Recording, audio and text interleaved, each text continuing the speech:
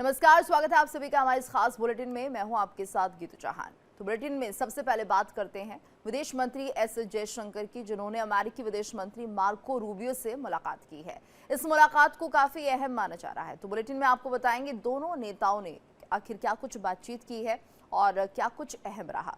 तो दूसरी खबर में बात करेंगे मुख्यमंत्री एम के स्टालिन के बयान की, जिस पर घमासान मचा हुआ है। उन्होंने मुस्लिम समुदाय को भरोसा दिलाया कि डीएमके उनकी पार्टी है जो हमेशा उनके अधिकारों की रक्षा करेगी और उनके लिए नए अधिकार सुनिश्चित करेगी। तीसरी खबर में बात होगी समाजवादी पार्टी के वरिष्ठ नेता आजम खान की, और करीब 23 महीने बाद सीतापुर जेल से आजम खान आज रिहा होंगे। तो जेल प्रशासन ने आजम खान की रिहाई को लेकर सारी तैयारियां पूरी कर ली हैं। चौथी और आखिरी खबर में बात करेंगे इंदौर की, जहां एक बड़ा हादसा हो गया है जिससे 2 लोगों की मौत हुई, तो वहीं कई लोग गंभीर रूप से घायल बताए जा रहे हैं।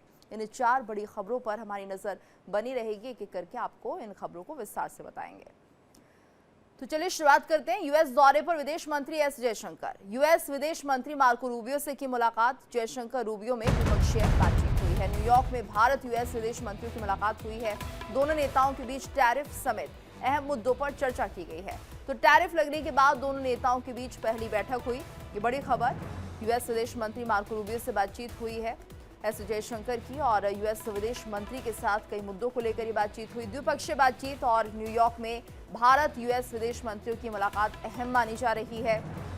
दोनों नेताओं के बीच टैरिफ समेत अहम मुद्दों पर चर्चा की गई है। तो टैरिफ लगने के बाद दोनों नेताओं के बीच पहली बैठक ही मानी जा रही है, और ऐसे में सबकी नजर इस बैठक पर है कि आखिर क्या कुछ निकलकर सामने आएगा। तो यूएस दौरे पर है विदेश मंत्री एस जयशंकर, और वहीं यूएस के विदेश मंत्री से उन्होंने मुलाकात की है। मार्को रूबियो से द्विपक्षीय चर्चा की गई है। तो न्यूयॉर्क में भारत यूएस विदेश मंत्रियों की मुलाकात। ऐसे में दोनों नेताओं के बीच टैरिफ समेत अहम मुद्दों पर चर्चा की गई है। टैरिफ लगने के बाद दोनों नेताओं के बीच ये पहली बैठक है। कुछ बेहतर निकलने की उम्मीद है।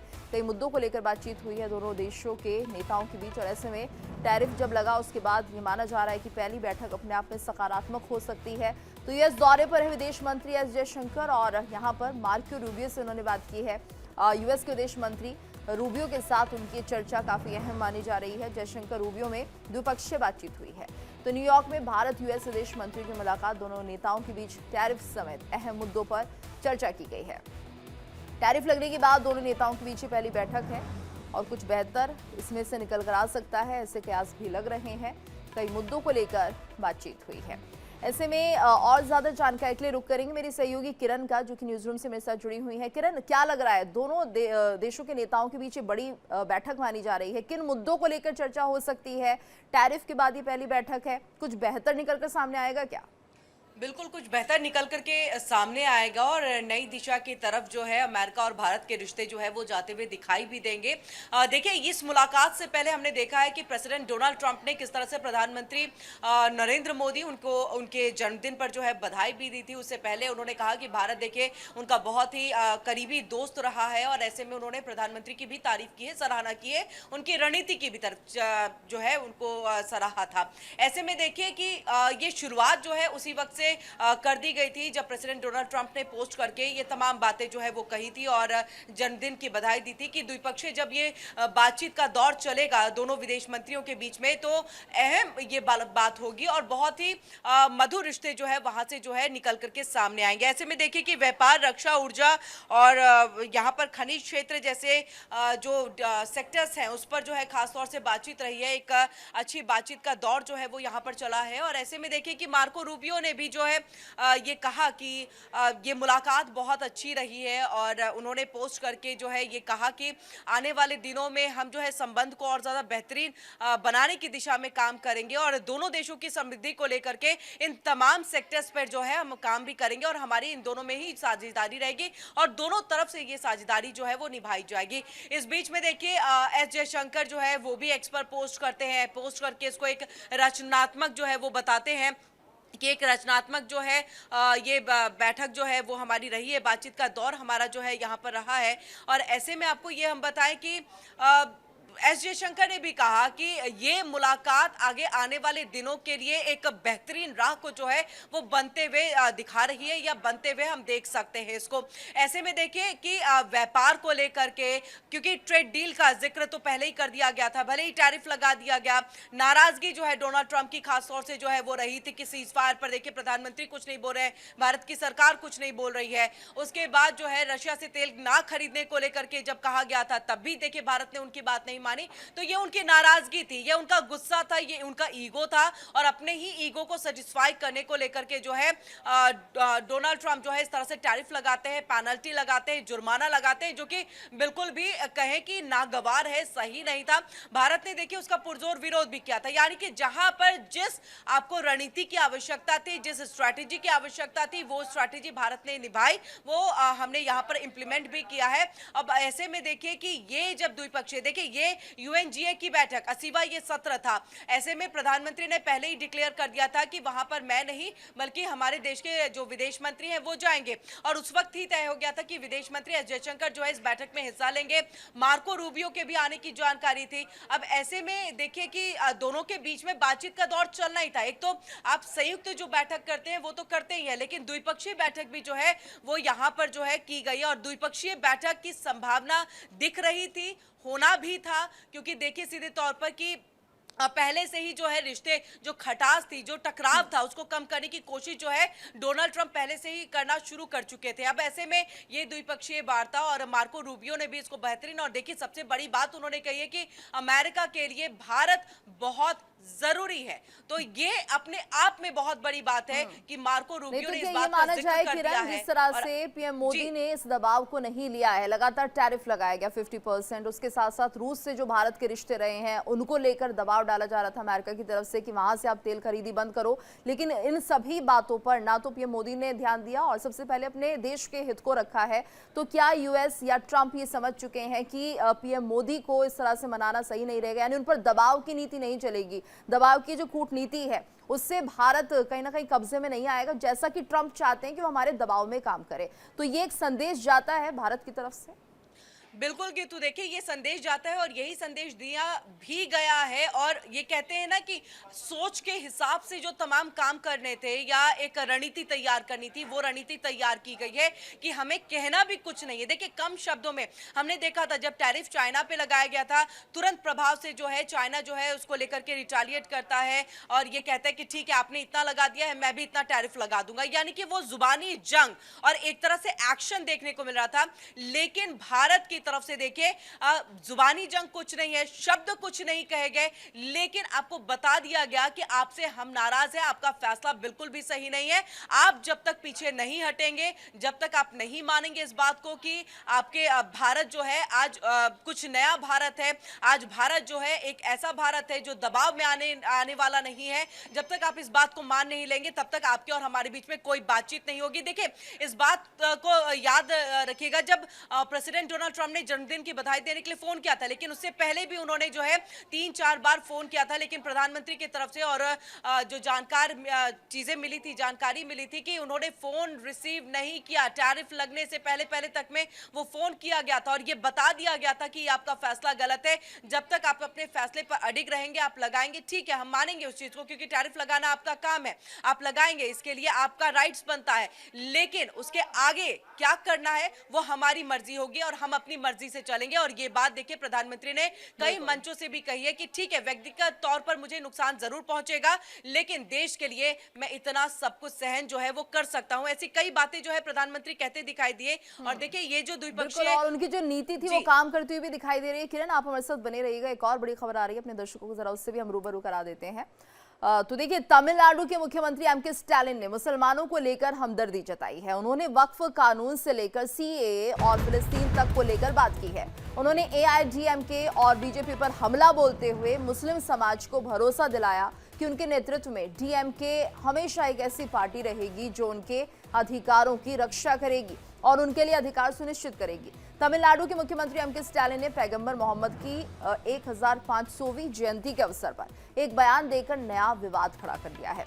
स्टालिन ने कहा कि पैगंबर मोहम्मद ने दुनिया को प्रेम और शांति का संदेश दिया और उनकी शिक्षाओं को अपनाकर विश्व में शांति स्थापित की जा सकती है। और इसके साथ ही उन्होंने ये भी कहा कि उनकी पार्टी डीएमके हमेशा अल्पसंख्यक समुदाय खासकर मुस्लिमों के साथ मजबूती से खड़ी रहेगी और उनके हितों की रक्षा करेगी। इस बयान ने राजनीतिक गलियारों में हलचल मचा दी है और विपक्षी दलों ने इसे धार्मिक ध्रुवीकरण का प्रयास भी करार दिया है। तो देखिए, एमके स्टालिन का ये बड़ा बयान सामने आ रहा है और मुस्लिमों के साथ हमेशा साथ देने की बात वो कह रहे हैं। तो तमिलनाडु के सीएम एमके स्टालिन का ये बयान काफ़ी अहम माना जा रहा है। तो यहाँ पर देखिए, एमके स्टालिन कहते हैं कि जिस तरह से पैगंबर मोहम्मद ने दुनिया को प्रेम और शांति का संदेश दिया, उनकी शिक्षाओं को अपनाकर विश्व में शांति स्थापित की जा सकती है। और इसके साथ ही ये भी कहते नजर आए कि उनकी पार्टी डीएमके हमेशा अल्पसंख्यक समुदाय खासकर मुस्लिमों के साथ मजबूती से खड़ी रहेगी। तो यहाँ पर उनके बयान के अब कई मायने निकाले जा रहे हैं। क्या वो ध्रुवीकरण कर रहे हैं? क्योंकि हम देख रहे हैं जिस तरह से आगामी समय में तमिलनाडु में इलेक्शंस होने हैं और एक तरह से माहौल बनाना उन्होंने शुरू कर दिया है। किस तरह से वो माइनॉरिटीज़ के खास हैं या उनके साथ खड़े रहेंगे। पहली बात तो ये कि उनके साथ क्या कुछ दुर्व्यवहार हो रहा है या क्या ऐसा हो गया है जिसको लेकर यहाँ पर एमके स्टालिन कह रहे हैं कि हम मुस्लिमों के हितों का ध्यान रखेंगे। तो ऐसे कौन से हित हैं जिनको नुकसान पहुंच रहा है? साथ ही उन्होंने ये भी कहा कि हमारी पार्टी मजबूती से मुस्लिमों के साथ खड़ी हुई है, उनके हितों की रक्षा करेगी और सीधे तौर पर इसे ध्रुवीकरण से जोड़कर देखा जा रहा है क्योंकि आने वाले समय में इलेक्शंस है और ऐसे में यहाँ पर ये बयान जो है अपने आप में बड़े मायने रखता है। तो किस नीति से, किस सोच के साथ उन्होंने ये बयान दिया है, इसको लेकर प्रतिक्रियाएं भी आनी शुरू होंगी। तो देखिए, स्टालिन का ये बयान जो है सुर्खियों में है, हर कोई इसकी चर्चा कर रहा है कि क्या ये आगामी समय के इलेक्शन से जोड़कर तो नहीं है, यानी कि जिस तरह से अल्पसंख्यकों के साथ उनके हित में रहने की बात वो कह रहे हैं। अब देखना होगा क्या कुछ प्रतिक्रियाएं इसको लेकर सामने आती हैं।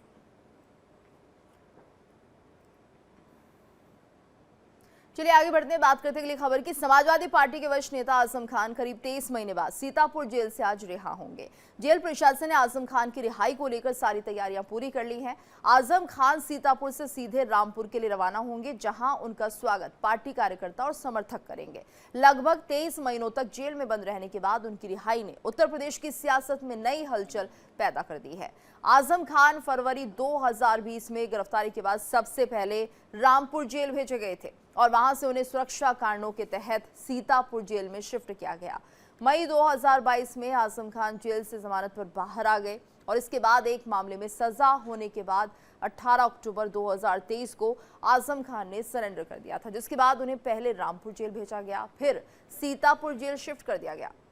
तो आजम के खिलाफ कुल 104 मुकदमे दर्ज हैं। इसमें अकेले रामपुर में 93 मामले दर्ज हैं, बाकी दूसरे जिलों में दर्ज हैं। तो 12 मुकदमों में फैसला आ चुका है, कुछ में सजा हुई है और कुछ में वो बरी हो गए हैं। लगभग सभी मामलों में उन्हें जमानत मिल चुकी है। तो 72 मामलों में ये जमानत मिली है आजम खान को और ऐसे में काफ़ी सुरक्षा के बीच यहाँ पर उनकी रिहाई हुई है।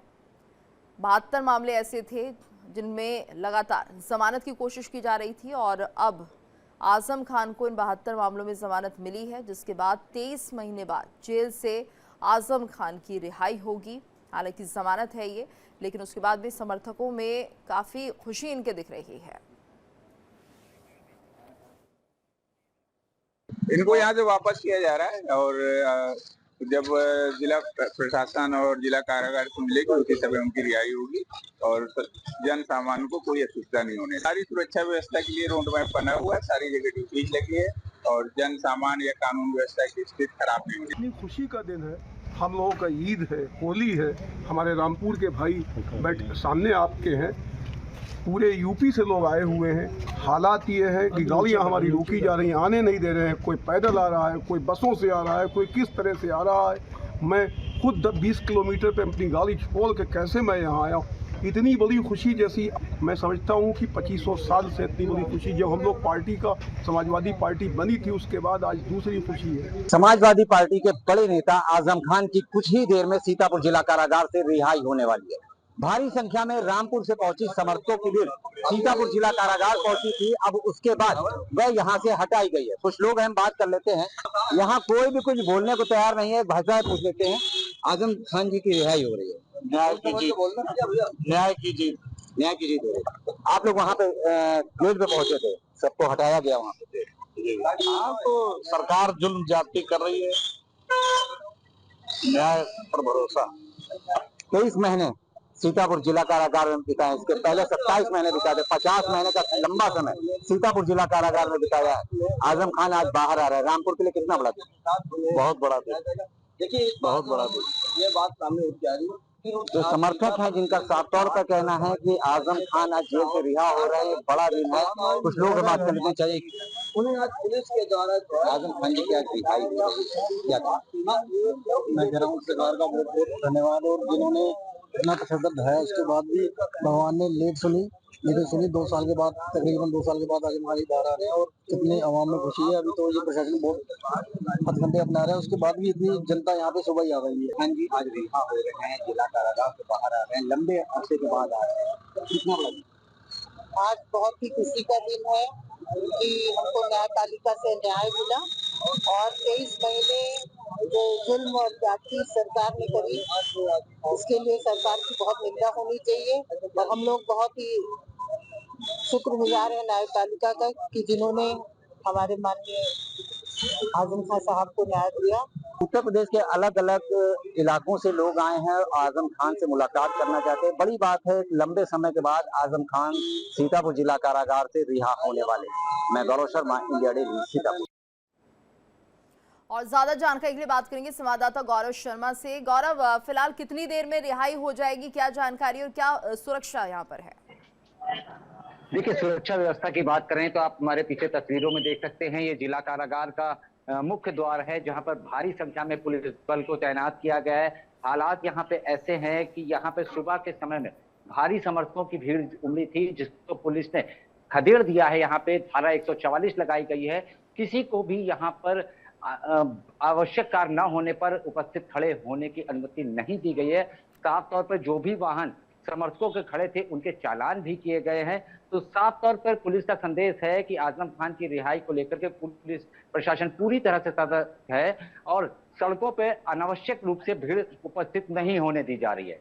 वही बात अगर रही आजम खान की रिहाई को लेकर के, तो उम्मीद जताई जा रही थी कि सुबह उनकी 7 से 8 बजे तक रिहाई हो जाएगी, लेकिन कानूनी प्रक्रिया में कागजी कार्रवाई में कुछ कमी होने के कारण ये जो समय है ये बढ़ता जा रहा है और वो उम्मीद जताई जा रही है कि आजम खान की रिहाई अब 12 बजे के बाद हो सकती है। जी बिल्कुल गौरव, और क्या जो रिहाई हो रही है उसमें परिवार का कौन सा सदस्य यहाँ पर पहुंचा है, ये जानकारी मिल पाई है? कैसे वो यहाँ से जाएंगे, इसको लेकर क्या खबर? देखिए, जो हमको जानकारी मिल पाई उसमें साफ तौर पर है कि भारी संख्या में रात में ही उनके समर्थक और परिवार के लोग यहाँ पर सीतापुर में ही पहुंचे थे, अलग अलग होटलों में रुके थे। सुबह होते ही यहाँ पे भारी संख्या में समर्थक आ गए थे और उनके बेटे आदिब भी यहाँ पे आए थे, लेकिन पुलिस ने उनको भी यहाँ से हटा दिया है। साफ तौर पर बताया गया है कि 1 या 2 गाड़ियां सिर्फ जिला कारागार में जाएंगी जिसमें आजम खान बैठेंगे और उसके बाद में एक रोड मैप तैयार किया गया है पुलिस की सुरक्षा के बीच में। सीतापुर से आजम खान यहां से जब रिहाई होगी तब रवाना हो पाए। बिल्कुल। और गौरव, ये भी माना जा रहा है कि जो समर्थक हैं क्या किसी तरह का शक्ति प्रदर्शन करते हुए चलेंगे या गाड़ियों के काफिले एक साथ चलेंगे? कोई जानकारी की जब आजम खान की रिहाई होगी 12 बजे तो उस वक्त काफी तादाद में लोग उनके साथ मतलब कि आगे बढ़ते नजर आएंगे? देखिए, आजम खान की अगर बात करी जाए तो समाजवादी पार्टी के वो शीर्ष नेताओं में उनकी गिनती आती रही है, तो उनके समर्थक भी काफी संख्या में, तो उनके समर्थक बड़ी संख्या में यहाँ पर पहुंचे हैं। लेकिन पुलिस ने साफ संदेश दिया है कि धारा 144 को लगाया गया है। बिल्कुल, इस वक्त बड़ी खबर भी आ रही है। गौरव, आप हमारे साथ बने रहिए। आजम खान की रिहाई के मामले में ये बड़ी जानकारी। आजम खान की रिहाई को लेकर मौके पर भारी पुलिस फोर्स तैनात है और आजम खान की रिहाई को लेकर अभी धारा 144 लागू कर दी गई है। तो पुलिस ने आजम खान के समर्थकों को भी हटा दिया है। काफी हुजूम था यहाँ पर आजम खान के समर्थकों का, जिसके चलते धारा 144 लागू की गई है। ये बड़ी खबर सामने आ रही है। आजम खान की रिहाई को लेकर धारा 144 लागू कर दी गई है और ऐसे में आजम खान के सभी समर्थकों को यहाँ से हटाया गया। बताया ये भी जा रहा है कि आजम खान के बेटे भी यहाँ पर आए थे, उन्हें भी यहाँ पर सुरक्षा के तहत हटाया गया है। ऊपर चले जाइए पुलिया पे। आज ये पुलिया पे कोई भी वाहन खड़ा नहीं होगा। सॉरी, आपका कोई मान्य मतलब आपकी बात कोई नहीं सुनता है। आप लोकल, हम यही मौजूद है, एक्टिव मोड नहीं देखना चाहते। तो देखिए, पुलिस की तरफ से किस तरह से यहाँ पर अनाउंस किया जा रहा है कि कोई वाहन यहाँ पर नहीं होना चाहिए। सुरक्षा के मद्देनजर ये फैसला लिया जा रहा है। धारा 144 लागू कर दी गई है गौरव, और ऐसे में जिस तरह से यहाँ पर जैसा कि हम अभी जिक्र कर रहे थे कि क्या कोई काफिला चलेगा, तो उसकी संभावनाएं तो बहुत हद तक कम हो गई है। देखिए, साफ तौर पे पुलिस का संदेश है कि धारा 144 लगी हुई है, किसी भी तरह का काफिला नहीं होगा, समर्थकों की यहाँ पे भीड़ नहीं दिखाई देनी पड़ेगी और साफ तौर पे ये संदेश दिया गया है कि जिस रास्ते पे आजम खान जाएंगे वहां पे भी पुलिस बल को तैनात किया जाएगा और किसी भी तरह का हुड़दंग ना हो, किसी भी तरह की अनावश्यक चीजें ना हो, उसके पुलिस के द्वारा खास इंतजाम किए जा रहे हैं। जी गौरव, और परिवार के सदस्य तो हैं ही आजम खान की, कोई और ऐसा नेता, कोई ऐसा चेहरा यहाँ पर आज दिख रहा है या आ सकता है? देखिए, उम्मीद जताई जा रही थी कि समाजवादी पार्टी से कई शीर्ष नेता आ सकते हैं, लेकिन जहां तक जो उम्मीद थी वो खाली जा रही है। जनपद स्तरीय समाजवादी पार्टी के नेता हैं और उनके समर्थक यहाँ सीतापुर पहुंचे हैं, लेकिन अभी तक कोई बड़ा चेहरा सीतापुर में नहीं पहुंचा है। कारण ये भी हो सकता है कि पुलिस चप्पे चप्पे पर नजर रखे हुई है और किसी भी तरह की भीड़ को एकत्र यहाँ पे नहीं होने देना चाहती है, इसलिए भी हो सकता है कि कोई शीर्ष नेता अभी तक यहाँ नहीं पहुंच पाया हो। जी गौरव, और काफी तादाद में जब समर्थक यहाँ पर पहुंचे हुए थे सुबह, तो क्या लग रहा है किसी तरह की नारेबाजी या फिर कुछ और इसी तरह के कुछ आपको स्लोगन सुनाई दे रहे थे, या एक तरह से जैसा कि यहाँ पर तैयारी की जा रही होगी, जब आजम खान निकलेंगे तो सभी उनके साथ होंगे, और यहाँ पर नारेबाजी को लेकर भी कुछ क्या हलचल हुई थी पहले?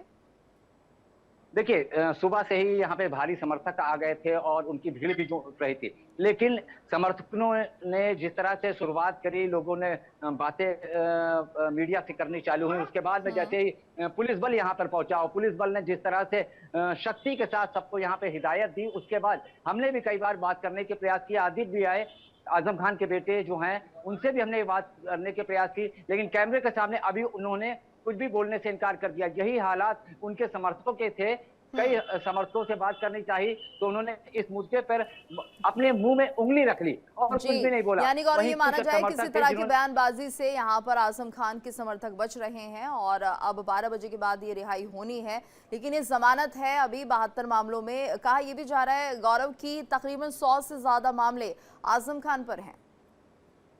देखिए, 104 लगभग आजम खान के ऊपर मामले थे और लगभग 70 से ऊपर मामले चल रहे थे। उसके जमानत के जो पेपर आए हैं उसको मिलान कराया गया, काफी समय लगा, रात भर उसका मिलान कराया गया है, उनके कागजी कार्रवाई देखी गई है, लेकिन किसी भी कागजी कार्रवाई में थोड़ी सी त्रुटि हो जाने के कारण यह कानूनी प्रक्रिया है और कानूनी प्रक्रिया कानून के तहत ही हो सकती है, इसलिए कानून से हर प्रक्रिया संपन्न हो, इसलिए थोड़ा सा विलंब हो रहा है। जी बिल्कुल, धन्यवाद गौरव इस पूरी जानकारी के लिए। तो जमानत पर रिहा हो रहे हैं आजम खान और 72 मामलों में इन्हें जमानत मिली है। चलिए आगे बढ़ते हैं, बात करते हैं इंदौर की। इंदौर में 3 मंजिला बिल्डिंग गिरने से हादसा हुआ। इंदौर में ये 3 मंजिला बिल्डिंग जो कि गिर जाती है और इस हादसे में 2 लोगों की दर्दनाक मौत हो जाती है। 12 लोग गंभीर रूप से घायल हुए हैं। मौके पर राहत और बचाव कार्य जारी है। बड़ी खबर सामने आ रही है इंदौर से, जहां पर 3 मंजिला बिल्डिंग गिरने से हादसा हुआ है। हादसे में 2 लोगों की दर्दनाक मौत, 12 लोग गंभीर रूप से घायल हुए हैं। तो मौके पर राहत और बचाव कार्य जारी है। 2 लोगों की दर्दनाक मौत हुई है, 12 लोग गंभीर रूप से घायल हैं, जिन्हें अस्पताल में भर्ती कराया गया है। फिलहाल मौके पर राहत और बचाव कार्य जारी है।